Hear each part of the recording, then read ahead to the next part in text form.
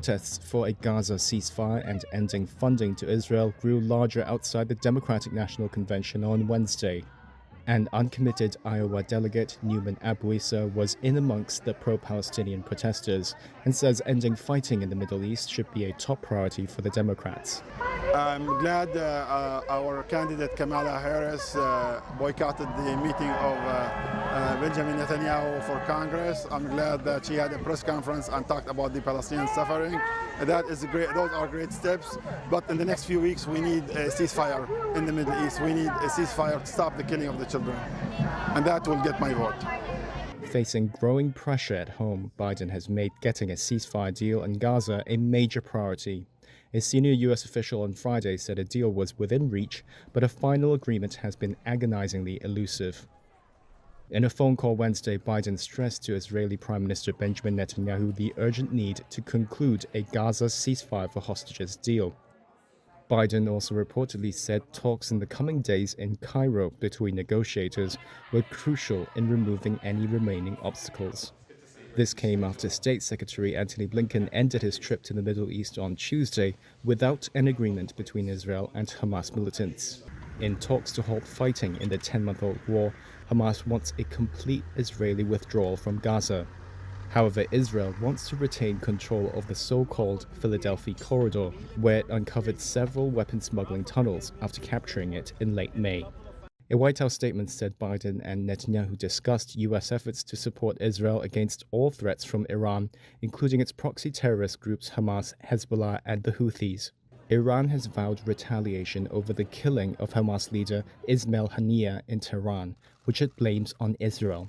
Israel hasn't confirmed nor denied it was behind the killing. This video posted online by Ukrainian special forces on Wednesday shows strikes on several pontoon crossings in Russia's Kursk region. Ukraine says it destroyed them using U.S.-made weapons. Reuters was able to confirm parts of the video from the river coast and terrain, which matched satellite imagery of the area. Kyiv has announced a string of battlefield successes since it unexpectedly crossed into the Kursk region earlier this month. But Russia claims its forces halted Kyiv's advance in the Kursk region and says it has gained ground in eastern Ukraine. The military is responding to the Russian push there, according to Ukrainian President Volodymyr Zelensky, by strengthening its forces around Pakrovsk. Drone video released Wednesday by the Ukrainian 68th Brigade showed artillery strikes on Russian troops east of Pakrovsk in Donetsk region. Both sides reported being targeted by major drone attacks. Ukraine smashed through the Russian border in the Kursk region on August 6th in an attempt to divert Russian troops from the rest of the front. Its foreign ministry says Kyiv has made bigger territorial gains there than Moscow has made in Ukraine this year. The juntas of Burkina Faso, Mali and Niger have written to the United Nations Security Council, denouncing Ukraine's alleged support for rebel groups in West Africa's Sahel region. That's according to a copy of their letter posted on social media. Mali cut diplomatic ties with Ukraine at the start of the month, with its neighbour Niger following suit days later over comments made by a spokesperson for Ukraine's military intelligence. The spokesperson said insurgents in Mali's north had received necessary information to conduct an attack in July. Tuareg rebels said they killed at least 84 mercenaries from Russia's Wagner group and 47 Malian soldiers over days of fierce fighting. That makes it potentially Wagner's heaviest defeat since stepping in 2 years ago after Mali pivoted away from traditional Western allies. Ukraine, meanwhile, remains locked in heavy fighting with Russia more than 2 years after Moscow's full-scale invasion. In their letter, the military-led countries asked the Security Council to take responsibility for Ukraine's actions and to prevent subversive acts that threaten regional and continental stability. Ukraine's foreign ministry did not immediately respond to requests for comment, though Ukraine has repeatedly called the junta's allegations groundless and untrue. A Tuareg rebel alliance has also said it did not receive any Ukrainian support. Please welcome the Democratic nominee for Vice President, Governor Tim Walz. Vice presidential candidate Tim Walz led fellow Democrats in a political pep rally on Wednesday night at the Democratic National Convention. The former high school football coach turned Minnesota governor was little known to most Americans until 15 days ago, when Democratic presidential candidate Kamala Harris chose him as her running mate. Walz nodded to his meteoric rise to the Democratic ticket to cheers from the crowd in the Chicago Convention Hall. You know, you might not know it, but I haven't given a lot of big speeches like this. But I have given a lot of pep talks. Walz accepted his party's nomination for the number 2 job and laid out his game plan in plain terms. Look, we got 76 days. That's nothing. There'll be time to sleep when you're dead. We're going to leave it on the field. That's how we'll keep moving forward. That's how we'll turn the page on Donald Trump. That's how we'll build a country where workers come first.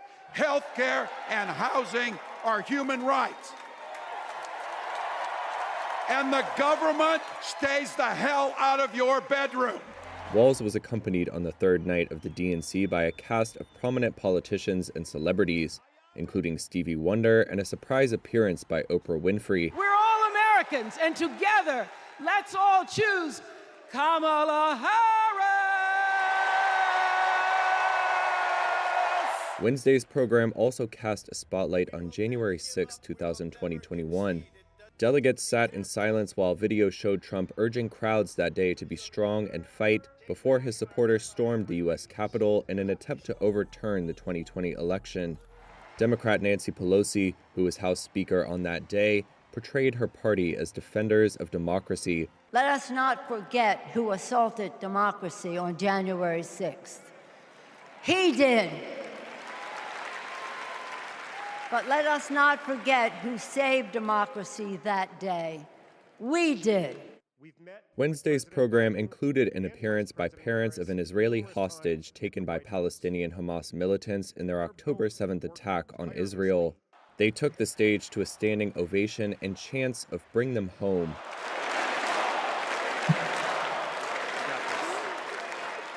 Democratic President Joe Biden's support for Israel's assault on Hamas-ruled Gaza, which Palestinian health officials say has killed more than 40,000 people, is one of the most divisive issues in the party, but it has not featured prominently at the convention so far. Leaders of the Uncommitted National Movement, which mobilized nearly 750,000 voters during the primary elections to protest U.S. support for the war, said late on Wednesday that convention organizers had rejected their request to include a Palestinian speaker in the program. 5 Kenyan police officers were arraigned on Wednesday, court documents showed, accused of helping a suspected serial killer and 12 others break out of a Nairobi police station. Among those who escaped was Collins Jumaisi. He was arrested last month over the murder of at least 6 women, whose bodies were discovered wrapped in plastic bags in an old quarry now used as a rubbish dump. Police say Jumaisi admitted to killing 42 women, including his wife, though his lawyer told a court he was tortured into making a confession. Prosecutors deny he had been mistreated. The escape has worried local residents.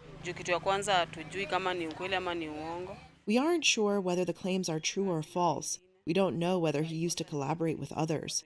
We are worried more now that schools are on holiday and our young girls are at home. And you find that sometimes we send our children for errands at night. We don't really know our fate because the quarry itself has not yet been backfilled. We are not okay. We are really worried. According to Kenyan police, preliminary investigations indicated that insiders had aided Tuesday's escape. A police report said Jumaisi and 12 Eritrean nationals were discovered missing from their cell early in the morning. They were thought to have escaped by cutting through the wire mesh over the window in their cell. Police have launched a manhunt. On Wednesday, prosecutors asked the court to detain the accused policemen for 2 weeks. That's to allow officers to complete an investigation into their alleged involvement.